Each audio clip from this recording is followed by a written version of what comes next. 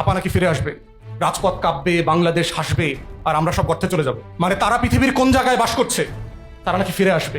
আওয়ামী লীগের সেক্রেটারি ওবায়দুল কাদের গত কয়দিন আগে বলেছে ভিডিও বার্তায় যে অনুশোচনা তো দূরের কথা, লাশের বদলে লাশ, চোখের বদলে চোখ, ভায়োলেন্সের বদলে ভায়োলেন্স করাবে তার নেতা কর্মীদেরকে দিয়ে। এখন এরা জামাতকে কিভাবে ঘায়েল করতে চায়, ছোট্ট একটা ভিডিও ক্লিপ আগে দেখি, তারপরে কথা বলি। ঢাকা উত্তরের মেয়র নির্বাচনের প্রার্থী সেলিমউদ্দিন জনগণের মধ্যে সিগারেট বিতরণ করছেন। সিগারেট তো একটি মাদক দ্রব্য, আমরা যতদূর জানি। তাহলে একজন জামায়াত নেতা আসলে কিভাবে সেটি বিক্রি করেন, এমন প্রশ্ন জনগণের মনে উঠেছে। আপনার কাছে এর উত্তর জানতে চাই। ইসলামের বিবেচনা আমি তো মনে করি সিগারেট যেটা বিলি করছেন, সিগারেট ইসলামের দৃষ্টিতে হারাম রে, এটা তো একটা নেশা। হাঁটতে হাঁটতে সিগারেটের প্যাকেট বিতরণ করছেন ঢাকা মহানগর উত্তর জামাতের আমির মোহাম্মদ সেলিমউদ্দিন। এমন একটি ভিডিও ছড়িয়ে পড়েছে সামাজিক যোগাযোগ মাধ্যমে। তবে সিগারেট বিতরণের দাবিটি সঠিক নয়। জামাত নেতার বিতরণ করা জিনিসটি সিগারেটের প্যাকেট নয়, বরং সিগারেটের প্যাকেটের আদলে তৈরি মাদক বিরোধী সচেতনতামূলক আহ্বান সম্বলিত লিফলেটের প্যাকেট। যে আওয়ামী লীগ কোনো রাজনৈতিক দল না, এটা একটা ভারতের দিল্লির একটা নিয়ন্ত্রিত একটা দল। ফলে শেখ হাসিনার সিদ্ধান্ত শেখ হাসিনার সিদ্ধান্ত না, দিল্লি থেকে তাকে যতটুকু পারমিশন দেওয়া হয় সেই অনুযায়ী সে কথা বলেন। একানন পলাতক নেতা কর্মীদের নিয়ে দেশে ফিরে আত্মসমর্পণের ইচ্ছা প্রকাশ করার পর থেকেই দেশের রাজনৈতিক অঙ্গনে নতুন করে তীব্র উত্তাপ সৃষ্টি হচ্ছে। দেখেন, তিনি তো বলছিলেন যে তিনি দেশ ছেড়ে যাবেন না। তিনি গিয়েছেন কিনা? গিয়েছেন তো। এখন তিনি বলতেছেন আসবেন, তিনি আসবেন না। বর্তমানে একটা বিষয় নিয়ে খুবই আলোচনা হচ্ছে, খুব বলতে প্রচুর পরিমাণে আলোচনা হচ্ছে। হ্যাঁ, আলোচনার একদম কেন্দ্রে বিন্দ্রে পৌঁছে গিয়েছে। আলোচনাটি হলো দেশে ফিরছে শেখ হাসিনা, তাও আবার ডিসেম্বরেই। কেন দেশে ফিরছে, হঠাৎ করে কেন এমন সিদ্ধান্ত নিতে যাচ্ছে শেখ হাসিনা? বলা হচ্ছে আওয়ামী লীগের যে সমস্ত নেতাকর্মীরা পালিয়ে গিয়েছিল তারা সবাই নাকি দেশে ফিরছে। আরে ভাই, ইচ্ছা মতো কেউ নিজের গোয়ার মধ্যে বা পাছার মধ্যে বাঁশ ঠেলে নেয়, এটা কি আজ পর্যন্ত আপনারা কোনোদিন দেখছেন? আপনি কোনোদিন ইচ্ছা করে নিজের পাছার মধ্যে নিজে বেম্বু বাঁশ ঠেলে নেবেন? আমার কথা হয়তো আপনারা বোঝেন নাই। মানে নিজের ইচ্ছায় নিজের পাছার মধ্যে কেউ বাঁশ ঠেলে নেয়, কথার বাঁশ অনেকেই ঠেলে নেয়, কিন্তু আসল বাঁশ, আইক্যাওয়ালা বাঁশ নিজের বাসায় কেউ নিজে ঠেলে নেয়? এখন এই কথাটা আমি এই জন্য বলতেছি যে হাসিনা খুব ভালো করে জানে দেশে আসলে তার পরিস্থিতি কেমন হবে। নিজের বাসায় নিজে আইক্যাওয়ালা বাঁশ ঠেলে নেওয়া আর হাসিনার বাংলাদেশে বর্তমানে ফেরত আসা একদম হুবহু সমান, কোনো পার্থক্যই আছে বলে আমি মনে করি না। কেননা দেখেন, হাসিনা ফিরবে তো দূরে থাক, মানে হাসিনার লোকেরাই যদি মাঝে মাঝে একটু উস্কানি দেয়, উল্টোপাল্টা কথা বলে, বা হাসিনার পক্ষ নিয়ে কেউ কথা বলে, তাইলে আবারও নতুন করে রাজপথ গরম হয়ে যায়। লড়াকু সৈনিকেরা আবারও মাঠে নেমে আসে এবং হাসিনার কাপড় নষ্ট করার সকল ব্যবস্থাপনা শুরু করে দেয়। তাইলে এখন আপনারা বোঝেন যে সেই শেখ হাসিনা যদি বাংলাদেশে আসে, দেশের পরিস্থিতি আবার কোন লেভেলে চলে যাবে। লড়াকু সৈনিকেরা আবার মাঠে কিভাবে নামবে? 5 আগস্টের কথা ভুলে গেছেন? আমার তো মনে হয় না ভুলে যাওয়ার কথা। মানে শেখ হাসিনার পরনে ব্রা ছিল যে, সেটাও কিন্তু জনগণ টেনে হেসড়ে সেই গণভবন থেকে বের করে নিয়ে এসেছিল। কেন বের করে নিয়ে এসেছিল? শুধুমাত্র হাসিনাকে লজ্জা, অপমান এবং লাঞ্ছনা দেওয়ার জন্য। তো সেই শেখ হাসিনা যদি এখন বাংলাদেশে ফেরে, তার পরিস্থিতিটা কেমন হবে সেটা আপনারা খুব ভালো করে জানেন। কিন্তু এত কিছু জানা সত্ত্বেও ঘোষণা দিচ্ছে শেখ হাসিনা বাংলাদেশে আসবে। অবশ্য এদিকে জামায়াতের আমির ডক্টর শফিকুর রহমান তিনি কিন্তু বলেছে যে, তিনি তো একসময় বলেছিল আমি পালাবো না, একসময় বলেছিল পালাবো না, একবার দুইবার নয়, অনেকবার বলেছে যে আমি পালাবো না। তো পালায় তো গেছে, এখন বলতেছে আসবো, আসবে না। কথাটা কিন্তু তিনি আসলে রাইট কথা বলেছে, যে মিথ্যা কথা বলে যাদের অভ্যাস আছে তাদেরকে বিশ্বাস করার কোনো প্রশ্নই ওঠে না। বলছে তো সারা জীবন পালাবো না, পালাবো না, শেখের বেটি পালায় না, হাসিনা পালায় না।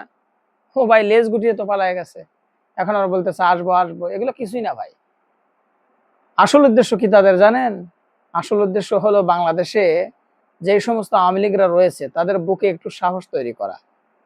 বাংলাদেশের 3 নাম্বার ছাগলের বাচ্চা আওয়ামী লীগ যারা রয়েছে তারা যেন তার কথাগুলো শুনে একটু লাফালাফি শুরু করে, বর্তমান সরকার জনাব তারেক রহমানের উপরে একটু টর্চার শুরু করে, তারেক রহমান যেন একটু হতাশা হয়, দেশ চালাতে যেন একটু ব্যর্থ হয়। এই জন্য একটু ওই দিক থেকে লাড়া দিচ্ছে ভাই, আমার মনে হয় যেটা লাড়া দিচ্ছে। তাছাড়া আসলে কিছুই না, অসম্ভব ভাই। অসম্ভব ভাই। প্রথমে বলছি না, নিজের পাশায় কেউ নিজে বাস গুজিয়ে নেয় এমন মানুষ কেউ আছে? কারণ শেখ হাসিনার নামে শত শত হত্যা মামলা, ফাঁসির রায় ঘোষণা হয়ে গেছে। এখন সে আসলেই তো ফাঁসির দড়ি রেডি, তারা জুলাই দিবে, টান দিবে, শেষ। যাই হোক দর্শক, কথা বাড়াবো না, বিশ্লেষকদের গল্পগুলো শুনলে আপনারা সবকিছু বুঝতে পারবেন। তো চলুন তাহলে কথা না বলে একটা লাইক দিয়ে মূল নিউজে চলে যাই। আপা হিলায় ফেলাইছে সবাইরে, ঝড় তুলছে তো আপা। আপার অডিও কলেই এই অবস্থা। আমাদের টোটাল মিডিয়া, ভারতের মিডিয়া, দুই মিডিয়া ঝড় তুইলা ফেলাইছে। পুরো ইউটিউবের প্রধান খোরাক হচ্ছে এখন আপা। আপা ছাড়া কোনো কথা নাই। আবার ডিসেম্বরে আসবে, এটা শোনার পরই এই ঝড়টা উঠছে। রংপুরে গেছে 11 দল, রংপুরে যায় বক্তব্য রাখতেছে আমাদের নাহিদ ইসলাম। বক্তব্যের মধ্যে উনি নাম না নিয়ে শুরু করছে যে উনি আসতে চায়, আমরাও চাই আপনি আসেন, আপনার জন্য ওই যে দড়ি রেডি আছে, বুঝছেন, কোনো ছাড় নাই, আমরাও চাই আপনি আসেন। অলি আহমেদ সাহেব ওখানে খুব গরম বক্তব্য দিছে ভাই। এরকম বক্তব্য বহুদিন শুনি নাই। কেন শুনি নাই? আগের যারা নেতা এরা এই ধরনের কথা বলতো না। ওই যে পার্শ্ববর্তী দেশ নিয়ে উনি খোলাখুলি কথা বলছে যে কেলকাটা নিয়ে আনবো, কিন্তু কারণ ওই যে রংপুর নিতে চাইছে, আর ওই মিটিংটা হচ্ছিল, ওই সমাবেশটা ছিল ওই রংপুরের মধ্যেই। এই রংপুর না তোমরা নিয়ে যাইতে চাইছিলা, আমরা কিন্তু কেলকাটা নিয়ে যাবো, হ্যাঁ, আর ওদিক থেকে চীন নিয়ে যাবে অরুণাচল, আর ওদিক থেকে কাশ্মীর নিয়ে যাবে পাকিস্তান, 3 দিক থেকে টান দিমু, এরকম বক্তব্য রাখছে। আগে এই ধরনের বক্তব্য কেউ রাখতো না। তার মানে কি জানেন, পরিবর্তন আসছে। হ্যাঁ, এটাই নতুন বাংলাদেশ। আমাদের দেশে এই কথাগুলো কেউ বলতো না। ওরা বলে, বারবার বলে অখণ্ড ভারত বইলা, বুঝছেন, আমাদের গিলা ফেলাইতে চায়, খোলাখুলি ভাবে বলে, কিন্তু আমরা বলতে পারতাম না, এখন আমরা বলতে পারি। এটাই নতুন বাংলাদেশ, এইটাই তো আমরা চাইছিলাম, তাই না ভাই? দেশের ব্যাপারে তো আপোষ করা যায় না। যাই হোক, আপা আসবে, এই যে আপা আসবে বললো, এমনও তো বলতে পারতো আমি 1 মাস পর আসুন, 2 মাস পর আসুন, একেবারে 5, 6, 7 মাসের সময় নিয়ে নিল। হ্যাঁ, একেবারে ডিসেম্বর, এখন থেকে 6 মাস টাইম আছে, এত লম্বা সময় কেন নিল? তার মানে কি এখনো গ্রিন সিগন্যাল পায় নাই? হ্যাঁ, এখনো গ্রিন সিগন্যাল পায় নাই। যেভাবে গ্রিন সিগন্যাল পাইতো না আমাদের তারেক রহমান সাহেব যখন লন্ডনে ছিল, এই যে আসতেছে, এই যে আসতেছে, বহুত কথা হয়েছে, আপনাদের মনে আছে? হ্যাঁ, অমুক তারিখে আসবে, তমুক তারিখে আসবে। আমির খসরু সাহেব বলে একরকম কথা, সালাউদ্দিন আহমেদ সাহেব বলে একরকম কথা, কারোই কথা মিলতেছিল না। ফখরুল সাহেবও বলছে অমুক তারিখে আসবে, সবাই কথা দিছে, কারোই কথা ঠিক হয় নাই। যখন গ্রিন সিগন্যাল পাইছে তখনই উনি আসছে। ঠিক এরকম গ্রিন সিগন্যালের জন্য অপেক্ষা করতেছে। নাহলে তো ভাই বলতে পারতো আমি আগামী মাসে আসি, আগামী মাসে আসলে যা, ওই 6 মাস পর আসলে তো তাই হবে না, আইনে যেটা আছে সেটাই তো হবে। অর্থাৎ গ্রিন সিগন্যালের জন্য এই সময়টা নিছে। এখন এই গ্রিন সিগন্যাল কে দিবে? বাংলাদেশ থেকে দিবে? কি কারণে দিবে ভাই? এক খাপে 2 তলোয়ার ঢুকানো যায়? যায় না তো ভাই, তাই না? 71-এর একটাই তো খাপ, হ্যাঁ, 71-এর পক্ষের একটাই তলোয়ারের খাপ, আর ওই খাপের মধ্যে এখন বিএনপি আছে। ওই জায়গাটাতে আবার আওয়ামী লীগের তলোয়ারটা ঢুকাইতে পারবে? সম্ভব না। ওই এক খাপের মধ্যে এক তলোয়ার বিএনপি বর্তমানে। তার মানে তাদের পক্ষে থেকে কোনো রকম গ্রিন সিগন্যাল আসতেছে না, এইটাই তো আমরা ধৈর্য নিতে পারি। দেখেন, এদিক দিয়ে কিন্তু আমাদের প্রধানমন্ত্রী, মাননীয় প্রধানমন্ত্রী একটা কথা বলছিল, নিশ্চয়ই আপনাদের মনে আছে, যে আমি প্রতিশোধ নিতে চাই না, আমার উপরে জুলুম হয়েছে, এই বলে যে আমি প্রতিশোধ নিব। আমি যদি আমার মাকে জিজ্ঞাসা করতাম, আমার মা যদি বাইচা থাকতো, সে কি বলতো? যে না, কোনো প্রতিশোধ না, তুমি দেশের কাজে মন দাও। আমি যদি আমার বাবাকে জিজ্ঞাসা করতাম, আমি যদি আমার ভাইকে জিজ্ঞাসা করতাম, ওনারা ওই একই কথা বলতো, কোনো প্রতিশোধ না, দেশের কাজে মন দাও। এইটা নিয়ে এখন অনেকেই বলতেছে, হায় হায়, ওনারা কি গ্রিন সিগন্যাল দিল? ওই যে ক্ষমা কইরা দিবে, কোনো রকম প্রতিশোধ নিবে না, এটাই কি গ্রিন সিগন্যাল? এই জন্যই কি উনি আসতে চাইতেছে? না, এরকম ভাবার কোনো দরকার নাই। দেশের ভিতর থেকে কোনো রকম গ্রিন সিগন্যাল যাবে না। 23 জুনের আগের ঘটনাগুলো দেখেন, একবার একটু চিন্তা করেন, ওইখানে মিছিল, ওইখানে মিছিল, হ্যাঁ, বাইরেতে ছিল না। তারপরে কি হইলো? বিএনপি, জামাত, এনসিপি এক হয়ে গেল। 23 জুনের পর আর ওই মিছিল মিটিং দেখছেন? দেখেন নাই। কইমা গেছে তো ভাই, তাই না? কইমা গেছে। এই যে ঢিলা পইরা গেল, আবার ওই যে ভাটার দিকে চলে গেল। ওই ভাটা থেকে জোয়ারটা কখন আসলো? যখনই আপা বললো আমি ডিসেম্বরে আসবো। এইটা ছিল অডিও কল। যতক্ষণ পর্যন্ত ভিডিও কলে না বলবে, হ্যাঁ, ভিডিও কলে বলতে হবে, চেহারা দেখাইতে হবে যে আমি আসতেছি, হ্যাঁ, একটা অগ্নি ঝরা বক্তব্য দিয়া যে আমি অত তারিখে আসতেছি, তারিখ দিতে হবে। তারিখ না দিলে ধৈর্য নিমু। ওই যে ভাটা পড়ে যাইতেছিল, আবার জোয়ার আইনা দিল, হ্যাঁ, রাজনীতির জোয়ার আইনা দিল। দেখেন বর্তমান সরকারের কিভাবে টেনশনে ফেলে, বিরাট টেনশনের ব্যাপার না? এদিক থেকে দেখেন, এই যে জুলাই গণ অভ্যুত্থান নিয়ে এখনো কোনো আপোষ হয় নাই। এই যে রংপুরে তো দেখলেন অগ্নি ঝরা বক্তব্য নাহিদ ইসলাম রাখছে। কেন রাখছে? এখনো কোনো মীমাংসা হয় নাই। জুলাই সনদ নিয়ে, গণভোট নিয়ে এখনো কোনো মীমাংসা হয় নাই। আদালতের রায় আসছে, আদালতের রায় আসছে, গণভোট নিয়ে আদালত রায় দিছে, এটা সরকারকে মানতে হবে। আরেকটা কি? ওই যে তত্ত্বাবধায়ক সরকার মানতে হবে। এই দুইটা রায় তো আসছে। এখন এটা সংসদে কি সিদ্ধান্ত আসে, এটা আমরা দেখার অপেক্ষায়। অর্থাৎ এখনো মীমাংসা হয় নাই। এই যে এখনো নিজেদের মধ্যে মীমাংসাটা হয় নাই, এই সুযোগটাই কি নিচ্ছে আপা?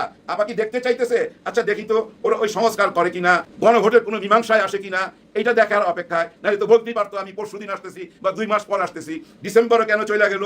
ওয়েদারের ব্যাপারে হইতে পারে। ডিসেম্বর মাস ঠান্ডা মাস ভাই, শীতল বাতাস থাকে, ঠান্ডা থাকে, ওনাকে ওনাকে যদি জেলখানায় রাখে বেশি কষ্ট হবে না, ওই ওয়েদারটাও চিন্তা করতে পারে, কারণ উনি তো জানে আমাকে বিচারের মুখোমুখি হইতেই হবে। আর মাননীয় আদালত কিন্তু সেই সুযোগটাও দিবে, এমন না যে আপিল করার সময় চলে গেছে। না ভাই, যায় নাই। আপনি একজনের ঝুলাই দিবেন, তাকে কথা বলতে দিবেন না, এটা কোনো আইন হইতে পারে? নিশ্চয়ই আইন ওই সুযোগটা দিবে, উনার কথা শুনবে। আর তখন যদি উনি দেশের থেকে, ভাই ধরেন দেশের থেকে 1 ডজন উকিল দাঁড় করাই দিল, দরকার লাগলে বিদেশ থেকে আরো 1 ডজন নিয়ে আসলো, টাকার তো অভাব নাই, আইনও তো নিশ্চয়ই কোনো বাধা থাকা উচিত না, উনার পক্ষে কথা বলতে দিতে হবে তো। কিন্তু কথা হচ্ছে আসলে উনি আসবে কিনা, অথবা ওনারা ওনাকে আসতে দিবে কিনা। হ্যাঁ ভাই, এটা তো হইতে পারে যে ওনারা বলছে যে বড় আওয়াজ দাও, ডিসেম্বরে যাইতেছি, আমরা সরকারের চাপে রাখতে চাই, কারণ এখনো কিন্তু তিস্তা চুক্তি হয় নাই। আজকে এই রংপুরের নাহিদ ইসলামের বক্তব্যের মধ্যে ক্লিয়ার হয়ে গেছে, তিস্তা নিয়ে পাকাপোক্ত কোনো কথা এখনো হয় নাই চীনের সঙ্গে। আর ওই সুযোগটাই কি নিতে চাইতেছে? শিখাই দিছে চাপ রাখো, চাপে রাখো, চাপে থাকলে, টেনশনে থাকলে, অস্থির থাকবে, তখন আমার কথা বলতে সুবিধা হবে যে ভাই আমার ব্যাপারটা মাইনা নাও, তাইলে একে আমি সারা জীবনের জন্য রাইখা দেবো। হ্যাঁ, সারা জীবনের জন্য রাইখা দেবো। আর যদি আমার কথা না শুনো তাইলে পাঠাই দেবো। পাঠাই দিলে তো ভাই অস্থিরতা বাড়বেই। হ্যাঁ ভাই, ভয়াবহ ঘটনা ঘটবে। যেদিন আসবে ওদিন দেখবেন দেশে 2 পক্ষ, 3 পক্ষ, 4 পক্ষ একসাথে মারামারি লেগে গেছে, দেশে গৃহযুদ্ধ হয়ে যেতে পারে, কোনো ঠিক নাই। ভাই ব্রাদার, যত কিছুই বলেন না কেন, আওয়ামী লীগ তো একটা মরণ কামড় দেবেই, তাদের হাতে আর কোনো সুযোগ নাই। তারা শুধু অপেক্ষায় আছে, সত্যি সত্যি যদি আপা আসে তাহলে তারা একটা মরণ কামড় দেবেই। ফার্স্ট টার্গেটই করবে এনসিপি কে, এনসিপির নাহিদ ইসলামকে ভাই ফার্স্ট টার্গেট করবে। তারপরে তো হাসনাত আব্দুল্লাহ, নাসিরউদ্দিন পাটোয়ারিকে তো স্পটে শেষ করে দিবে। আক্তার হোসেন, সার্জিস, কাউরি খুঁজা পাবেন না। আমি সুদ্ধা জেলে নিলে তো বাইচা গেলাম ভাই। হ্যাঁ, জেলখানায় ভাত খাইলাম, আপনাদের ট্যাক্সের টাকায় জেলখানায় রুটি ভাত খাইতে পারুম, বাইচা তো গেলাম। কিন্তু যদি মাইরা ফালাবে তো, যেভাবে হুমকি ধামকি দিছে, যেভাবে লিস্ট করতে কইছে, উনি আবার কি বলছে, আমার সঙ্গে আমি একা আসতেছি না, আমার সঙ্গে আরো অনেকেই আছে, আমার পুরো গোষ্ঠী আসবে, আমার দলের যত বড় বড় নেতা যারা টাকা পয়সা নিয়ে ভাইগা গেছে তারাও আসবে। তারাও তো একজন মুখ খুলতেছে যে আমরা আসতেছি, আমাদের নেত্রী যখনই বলবে সেদিনই আমরা ঢাকা এয়ারপোর্টে পৌঁছায় যাবো, আমরা ওনার আগে যাবো ওনাকে রিসিভ করার জন্য, ফুলের মালা টালা নিয়ে, সঙ্গে থাকবে 2 কোটি বাঙালি। হ্যাঁ, এরকম একটা চিন্তা ভাবনার মধ্যে চলে গেছে। এখন বড় প্রশ্ন হইলো ডিসেম্বরে উনি আসবে কিনা। আপনারা কি মনে করেন? আমার যদি জিজ্ঞাসা করেন, আমি বলবো ভাই উনি যেদিন ভিডিও কলে আইসা কথা বলবে, হ্যাঁ যেদিন ভিডিও কলে আইসা কথা বলবে সেদিন বুঝে নিবো যে হ্যাঁ উনি আসিতেছে।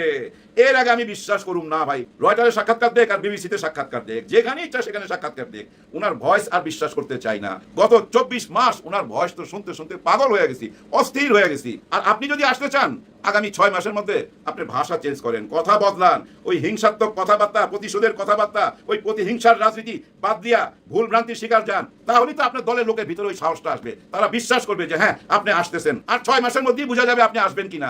ডিসেম্বরে যদি আপনি আসতে না পারেন তাহলে আমরা ধরে নেব আপনি ফিনিশ। হ্যাঁ ভাই, আপনার কোনো দিনই আসবে না। আর আপনি না থাকলে আপনার এই দলের কোনো মূল্য নাই। হ্যাঁ, এই আওয়ামী লীগের কোনো মূল্য নাই আপনি ছাড়া। এটা আমরা 24 মাসে বুঝা ফেলাইছি, আপনিও নিজেও বিশ্বাস করেন এটা। আপনার ছেলে মেয়ের উপরেও আপনার কোনো ভরসা নাই, আর তারা জীবনে এই দেশে আসবে না। ওরা বিদেশিদের বিয়ে করছে, বিদেশি জীবনযাপন, আপনার বংশের সবাই ছেলে মেয়ে সবাই বিদেশিদের বিয়ে করে সুখে শান্তিতে আছে। কোনোদিনই ওই সুখ চাইরা আপনার সঙ্গে আসবে না। আসলে আপনাকে একাই আসতে হবে। ডিসেম্বরে না আসলে ধরে নেবো ওই যে আপনার ছেলে বলছে আমার মা আর কোনোদিন রাজনীতি করবে না, আমার মা আপনাদের সঙ্গে নাই, ওইটাই আমরা ধরে নেবো। ভাই ব্রাদার, বিদায় আগে শুধু এইটুকুই বলবো, ফেরত আসা খুবই কঠিন। হ্যাঁ ভাই, খুবই কঠিন। দেশে বিদেশে সব জায়গায় তো আপনি আসামি, জাতিসংঘের দৃষ্টিতে আসামি, বাংলাদেশের আইনের দৃষ্টিতে আপনি আসামি। হাকিম নড়ে, হুকুম নড়ে না। এই হুকুম কেউ নড়াইতে পারবে না, যেমন ভাবে নড়াইতে পারবে না, হিলাইতে পারবে না আমাদের গণভোটের অধিকার। আর এই গণভোটের অধিকারটা যখনই পাবো ভাই তখনই সংস্কার হয়ে যাবে। তবে একটা প্রবলেম আছে ভাই, একটা জায়গায় আমার মনে হয় গিট্টু লেগে রয়েছে। সে জায়গাটা কি জানেন? দেশের প্রধান মানে আমি দলের প্রধান, আমি এখন প্রধানমন্ত্রী হয়েছি, আমাকে দল ছেড়ে দিতে হবে। কিন্তু আমি যদি দলের প্রধান থাকতে চাই এবং প্রধানমন্ত্রীও থাকতে চাই, এই একটা ব্যাপারে এসে গিট্টু লেগে গেছে। এই ব্যাপারটা নিয়ে তলে তলে মিটিং চলতেছে ভাই। আমার তো বিশ্বাস, আমার তো মনে হয় 11 দল এটা মাইনা নিবে। ঠিক, সামাজিক যোগাযোগ মাধ্যমে জামাত আমিরের একটি ভিডিও ফুটেজ ছড়িয়ে পড়ার পরে নতুন করে আবার বিতর্কের সৃষ্টি হয়েছে এবং জামাতের যারা হেটার, সমালোচক, যারা জামাতের প্রতি পায়ে পায়ে দোষ খুঁজতে চায়, তারা এই ভিডিওটাকে নিয়ে সমালোচনায় তারা ফেটে পড়েছে। এরা এদের দূরবীনটা কিন্তু জামাত আমিরের দিকে লাগিয়ে রেখেছে, সেট করে রেখেছে। এই দূরবীনে যে কোনো মুহূর্তে যে কোনো ধরনের একটু এলোমেলো সংবাদ যদি তারা পায়, ফুটেজ যদি তারা পায়, সাথে সাথে ঝাঁপিয়ে পড়ে। কারণ মিডিয়ার এক শ্রেণীর মানুষদের সাথে ছাত্রদল এবং যুবদলের কিছু সংখ্যক নেতাকর্মী তারা জামাত আমিরের ছিদ্রান্বেষণ করার জন্য হেন কোনো প্রচেষ্টা নাই যা বাদ রাখে। তাহলে জামাতের পিছনে এমনিতেই যেহেতু দূরবীন লাগিয়ে রাখা হয়, সেক্ষেত্রে এই সংগঠনের নেতাকর্মী যারা আছে, বিশেষ করে জামাত আমির যিনি সংগঠনের একেবারে চূড়ান্ত পর্যায়ের শীর্ষ নেতা এবং তিনি বিরোধী দলীয় নেতাও বটে, তাকে যে কোনো কাজ করতে হলে একটু সাবধানতা অবলম্বন করা দরকার। এখন এরা জামাতকে কিভাবে ঘায়েল করতে চায়, ছোট্ট একটা ভিডিও ক্লিপ আগে দেখি, তারপরে কথা বলি। ঢাকা উত্তরের মেয়র নির্বাচনের প্রার্থী সেলিমউদ্দিন জনগণের মধ্যে সিগারেট বিতরণ করছেন। সিগারেট তো একটি মাদক দ্রব্য আমরা যতদূর জানি, তাহলে একজন জামায়াত নেতা আসলে কিভাবে সেটি বিক্রি করেন এমন প্রশ্ন জনগণের মনে উঠেছে, আপনার কাছে এর উত্তর জানতে চাই। ইসলামের বিবেচনা আমি তো মনে করি সিগারেট যেটা বিলি করছেন, সিগারেট ইসলামী দেশে হারাম রে ভাই, এটা তো একটা নেশা। হাঁটতে হাঁটতে সিগারেটের প্যাকেট বিতরণ করছেন ঢাকা মহানগর উত্তর জামাতের আমির মোহাম্মদ সেলিম উদ্দিন। এমন একটি ভিডিও ছড়িয়ে পড়েছে সামাজিক যোগাযোগ মাধ্যমে। তবে সিগারেট বিতরণের দাবিটি সঠিক নয়। জামাত নেতার বিতরণ করা জিনিসটি সিগারেটের প্যাকেট নয়, বরং সিগারেটের প্যাকেটের আদলে তৈরি মাদক বিরোধী সচেতনতামূলক আহ্বান সম্বলিত লিফলেটের প্যাকেট। আচ্ছা, এই যে ভিডিওটা আপনারা দেখলেন, এখানে বলা হচ্ছে জামাত নেতা যিনি ঢাকা মহানগর উত্তরের মেয়র হিসেবে নির্বাচন করবেন, সেলিম উদ্দিন, তিনি সিগারেট বিতরণ করছেন। এই নিউজটা আবার কোথায় হচ্ছে? এই টকশোটা সমকালের এই যে মহিলা, তিনি মাসুদ কামালকে প্রশ্ন করছেন যে জামাত এইভাবে সিগারেট বিতরণ করছে। আসলে তারা ওই সিগারেটের প্যাকেটের মতো দেখতে ওইটা যুবকদের আকৃষ্ট করার জন্য সেখানে অনেক বাণী সংবলিত কিছু সামাজিক সচেতনতামূলক অনেক লেখা ছিল, এইগুলো মানুষের হাতে হাতে তারা পৌঁছে দিয়েছে। এখন ওই যে সিগারেটের প্যাকেটের মতো দেখতে এরা একেবারে ঝাঁপায় পড়ছে। জামাত ইসলামের লোকজন সিগারেট বিতরণ করে, যুবকদেরকে সিগারেট খাইতে উদ্বুদ্ধ করে।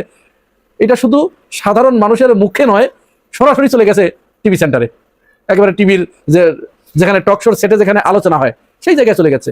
তাহলে কোন মানের সাংবাদিক, এদের সাংবাদিকতার মান একটু আপনারা ভাববেন, চিন্তা করবেন যে সে তো সাংবাদিক, সাংবাদিকদের কাজ কি? একটা ঘটনা ঘটলে সেই ঘটনার প্রকৃত চিত্রটা তুলে আনা, এটাই তো সাংবাদিকতা। কিন্তু সেটা না করে তারা ভুল মেসেজ যদি জনগণের ভিতরে দিতে চায়, দেয় এবং দিচ্ছে, তাহলে এদের সাংবাদিকতার ব্যাপারে প্রশ্ন ওঠাটা কি স্বাভাবিক নয়? এই যে জি টিভিতে কাজী জেসিন আছে, কাজী জেসিনের দৃষ্টিতে পৃথিবী যদি ধ্বংস হয়ে যায় তাও তার কাছে কিছু যায় আসে না। শুধুমাত্র জামাতের নেতাকর্মী কোথায় কোন জায়গায় একটু জোরে বায়ু ছেড়েছে, এইটা নিয়ে সে ওখানে টকশোর আসর বসায়। এবং তাও আবার ওইখানে জামাতের লোকজন ডাকে না, ডাকে অন্য কাউকে, ওই আওয়ামী স্টাইলে। আওয়ামী লীগ যেমন জামাতের কাউকে ডাকতো না। আপনি যখন একজনকে ব্লেম করবেন, সেই ব্লেম করতে হলে তাহলে তাকে তো ডেকে আনতে হবে যার বিরুদ্ধে ব্লেম দিচ্ছেন, কারণ ওইখানে তার কি ব্যাখ্যা আছে, তার তো ওখানে কথা আছে, তার কথাটা শুনতে হবে না? আপনি তার কথা না শুনে অন্য কাউকে দিয়ে সরাসরি তার উপরে ব্লেমটা চাপিয়ে দিচ্ছেন এবং তারা তাদের মতো ব্যাখ্যা করছে। মাসুদ কামালের কাছে যখন প্রশ্ন করা হয়েছে, মাসুদ কামাল এমনি তো জামাতের ছিদ্র খুঁজতে থাকে, তাহলে তাকেও তো এটা আর যাচাই করার প্রয়োজন পড়ে নেই। ওই মহিলা যখন তাকে প্রশ্ন করেছে, সাথে সাথে সে তার মতো করে জবাব দিচ্ছে। কিন্তু পরবর্তীতে দেখা গেল ওটা আসলে সিগারেটের প্যাকেটের আদলে সামাজিক সচেতনতামূলক একটি কার্ড ওর ভিতরে ছিল। তাহলে জামাতকে এইভাবে ঘায়েল করার জন্য ওত পেতে বসে আছে। সেক্ষেত্রে জামাতের আমির যদি হয় তাহলে তো কথাই নেই। তো জামাত আমিরের যে ভিডিওটি ছড়িয়ে পড়েছে সেটি হচ্ছে তিনি বাঁশখালীতে, আপনারা জানেন, প্রবল বন্যা হয়েছে, বন্যায় অনেকটা তলিয়ে গেছে। তো জামাত ইসলাম তো মানবিক সংগঠন, আপনারা সবাই জানেন। এটি তার যারা হেটার তারাও এটা স্বীকার করবে যে মানুষের বিপদ আপদে তারা সবার আগে ছুটে যায়। তো জামাত ইসলামের লোকজন সেখানে ঝাঁপিয়ে পড়েছে বন্যা দুর্গত মানুষদের পাশে। এখন বিপত্তিটা পেতেছে ফরহাদের বাড়ি তো বাঁশখালীতে, ফরহাদ জামাত আমিরকে সেখানে নিয়ে গেছে। ফরহাদের ডাকে জামাত আমির যখন সেখানে গেছে, যে সে যখন ওই বন্যা দুর্গত মানুষকে দেখেছে, তখন সে আর আবেগ সংবরণ করতে পারে নাই। সে নেতাকর্মীদের সাথে পানিতে নেমে পড়েছে। পানিতে নেমে নিজের হাতে বন্যা দুর্গত মানুষদেরকে সাহায্য সহযোগিতা এবং আর্থিক সহযোগিতা তাদেরকে প্রদান করেছে। এবং তিনি তো সবসময় আপনারা জানেন যে পাঞ্জাবি পরেন, পায়জামা পরেন। তিনি পাঞ্জাবিটা খুলে একটা সাদা গেঞ্জি গায়ে দিয়ে এবং সাদা পায়জামা পরে তিনি পানির ভিতরে নেমে পড়েছেন। এইবার এই ফুটেজটা পাওয়ার সাথে সাথে বাংলাদেশের এক শ্রেণীর মানুষ জামাত আমিরকে একেবারে তুলোধনা করে ছাড়ছে। যে যেরকম পারছে বিভিন্ন ভাষায় গালিগালাজ করছে।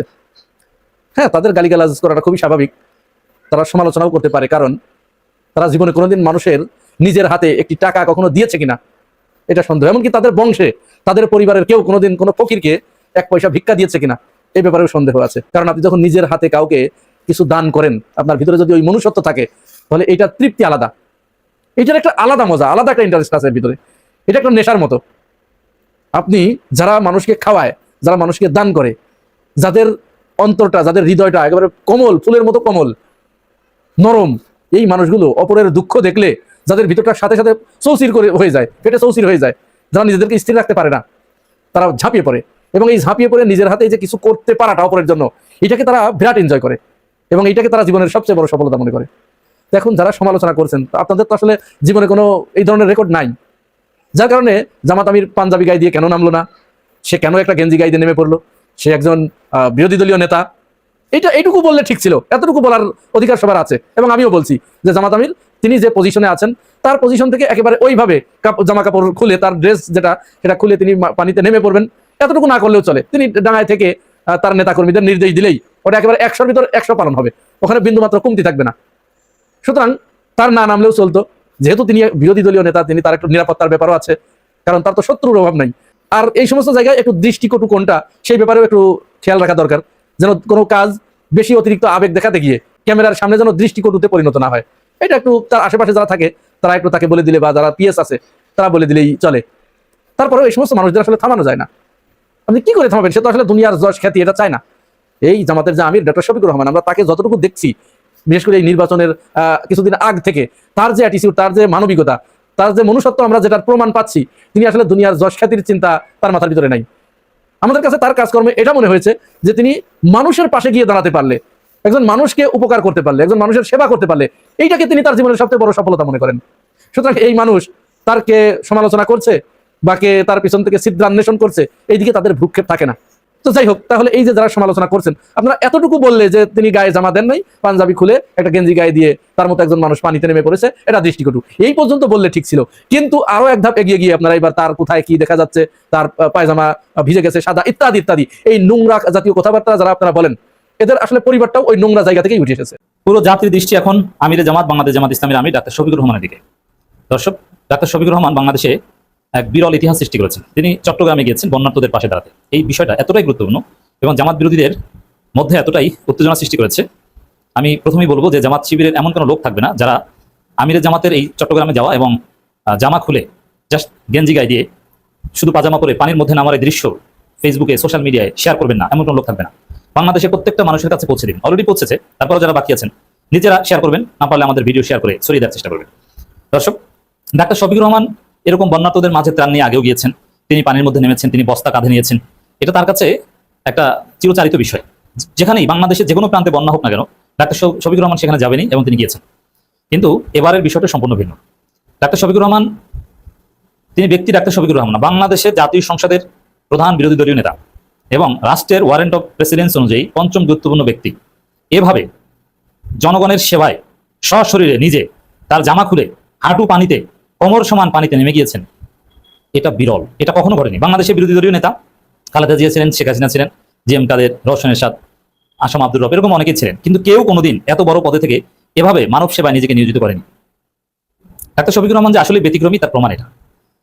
এবং অনেকে আলোচনা করছেন, বিশেষ করে যারা জামাত ইসলামের এই জনসেবার রাজনীতি, জামাত ইসলামের এই ত্রাণের রাজনীতি, এই কল্যাণ রাজনীতি থামিয়ে দিতে চায় এবং নিজের পয়সা খরচ করে, পকেটের টাকা খরচ করে জনগণকে খাওয়ানোর রাজনীতি বন্ধ করে বাটপারি রাজনীতির মাধ্যমে রাজনীতিতে যারা প্রতিষ্ঠা পেতে চায়, তারা জামাতের এই ধরনের কাজের সমালোচনা করছে। অলরেডি অনেকেই, আমি সরাসরি বলি, এনসিপি, গণ অধিকার পরিষদ এবং এরকম ছোট ছোট রাইজিং অনেক দল, তারা সরাসরি প্রশ্ন তুলছেন যে তার দরকারটা কি? এগুলো তো রাজনীতিবিদদের কাজ না, এটা রাষ্ট্র করবে, রাষ্ট্রকে চাপ দিবেন।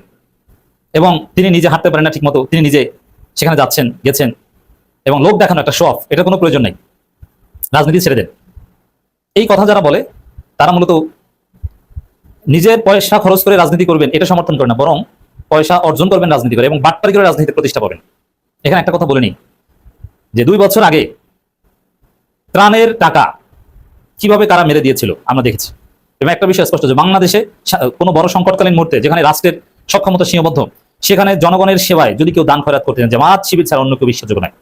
সুন্দরভাবে ম্যানেজ করে জনগণের কাছে সেবা পৌঁছে দেওয়ার একমাত্র প্ল্যাটফর্ম জামাত ইসলামী। আর নন পলিটিক্যাল খুঁজতে আছে আসুন্না ট্রাস্ট। এই যে এনসিপির ছেলেদের, হাসনাদের, টিএসসিতে আওয়ামী লীগের লোকজন টাকা পয়সা দিয়ে গেছে। আমি একজন ডাক্তারকে চিনি যিনি আওয়ামী লীগ করেন, বঙ্গবন্ধু মেডিকেল বিশ্ববিদ্যালয়, আমার অত্যন্ত ঘনিষ্ঠ, বর্তমানে বাংলাদেশ মেডিকেল বিশ্ববিদ্যালয়। তিনি নিজে এসে টাকা পয়সা দান খয়রাত করে গেছেন, সেই টাকার হিসাব এনসিপির ছেলেরা কিন্তু দিতে পারেনি। আর জামাত শিবির নিজের পকেটের পয়সা খরচ করে ত্রাণ দেয়, আর এটাও তারা থামিয়ে দিতে চায়। এইসব চ্যারিটি করেন, রাজনীতি বাদ দেন, তাহলে আপনাদের মতো বাটপারি করবে। এই জন্য বলছি যে এটা নিঃসন্দেহে গুরুত্বপূর্ণ, তাৎপর্যপূর্ণ। এর ফলাফল কি? দর্শক, আমিরে জামাত গিয়েছেন, এর প্রয়োজনীয়তা ছিল কিনা, এতে লাভ হয়েছে কি, এটা আলোচনা করবো। প্রত্যেকে শেয়ার করে মানুষকে জানার চেষ্টা করে দিবেন যে এর উপকারিতাটা কি। দেখেন, চট্টগ্রামে বন্যায় ভয়াবহ একটা অবস্থা, হাজার হাজার লক্ষ লক্ষ মানুষ পানির নিচে, তাদের বাড়িঘর তলিয়ে গেছে, মানবতার জীবনযাপন করছে। পুরো বাংলাদেশে বন্যা হয়েছে তা না, সাধারণত বন্যা প্রবণ দক্ষিণাঞ্চলে কিন্তু এখন বন্যা হয়নি, চট্টগ্রামে হয়েছে। বৃহত্তর বরিশালে কিন্তু এখন বন্যা না। এখন চট্টগ্রামে এই ভয়াবহ অবস্থা, এটা কিন্তু অনেকে জানতোই না, বা এতটা যে মানবিক বিপর্যয় এটা অনেকে জানতোই না। এবং সেখানে যে আসলে কিছু করা দরকার, বা আমাদের যার যার অবস্থান থেকে যতটুকু পারি আমাদের সাহায্য করা দরকার, তাদের এখন প্রচুর পরিমাণে সহযোগিতা দরকার। হয়তোবা মধ্যবিত্ত, কখনো অন্যের সাহায্য নেওয়ার দরকার হয় না, কিন্তু এখন একটা সংকটের মধ্যে পড়েছে। তার টাকা আছে, ব্যাংক থেকে টাকাটা উঠিয়ে এনে যে দৈনন্দিন খাবার, শুকনো খাবার কিনবে, এটিতেও তার সামর্থ্য নেই, শুকনো খাবার নাই। তো এটা একটা জরুরি পরিস্থিতি। এই জন্য প্রত্যেকের অবস্থান থেকে সহযোগিতা করা উচিত। এখন এই ধরনের গণ সাহায্য, বাংলাদেশে সাহায্য সহযোগিতা, এগুলো বেসিক্যালি অনলাইন প্রচারের মাধ্যমে হয়। এই যে এনসিপির ছেলেদের, তখন এনসিপি ছিল না, সমন্বয়কদের কোটি কোটি টাকা মানুষ দান করেছে যে তোমরা যাও, ফেনীতে যাও, লক্ষ্মীপুরে যাও। এই যে কয়েক বছর আগের কথা, হাসিনা পালানোর পরের অবস্থা, ভারত বাঁধ খুলে দিয়েছিল, বাংলাদেশ তলিয়ে গেছিল। এটা অনলাইনে হাইপের কারণে দিয়েছিল। আসন্না ট্রাস্টকে, শেখ আহমদুল্লাহকে মানুষ এত টাকা পয়সা দেয়, তাকে কি চেনে? তাকে কেউ দেখেছে?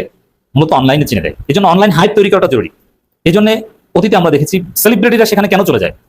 সেলিব্রিটিদের কাজ সিনেমা, নায়ক নায়িকা, ধর্মীয় বক্তা, এদের কাজ তো আর ত্রাণ বিতরণ করা না, মানবিক কাজ করা না। কিন্তু তারপরে এই ধরনের মানবিক সাহায্য যেখানে দরকার হয় তারা কেন চলে যায়? কারণ তারা গেলে একটা হাইপ তৈরি হয়, সবার দৃষ্টি সেদিকে যায়, এবং তখন সবাই যে যার অবস্থান থেকে সহযোগিতা করতে চায়। তো এখানে চট্টগ্রামে সর্বপ্রথম এই আমিরে জামাত সেলিব্রিটিদের মধ্যে গিয়েছেন এবং পুরো বাংলাদেশে একটা হাইপ তৈরি হয়েছে যে না, এখানে বন্যা হয়েছে, এখানে সহযোগিতা দরকার। কিভাবে বুঝলো? আমিরে জামাত গিয়েছেন। এবং চট্টগ্রামে যে এরকম পানি বা ইত্যাদি ইত্যাদি এরকম কোনো ফুটেজ আপনি দেখাতে পারবেন না যে একদম পুরো বাংলাদেশ ব্যাপী ভাইরাল হয়েছে। মানুষের একটা অনুভূতি জেগেছে যে না, এরকম একটা এরকম ভয়াবহ পানি। কিন্তু আমিরে জামাত গিয়েছেন, এই উসিলায় ভিডিও ফুটেজ একদম সর্বত্র ছড়িয়ে পড়েছে। এবং আমি অনুরোধ করছি যে আরো ছড়িয়ে দেন। এখন যদি কেউ বন্যার্থদের জন্য সাহায্য কালেকশন করে, মানুষের মধ্যে একটা অনুভূতি কাজ করবে।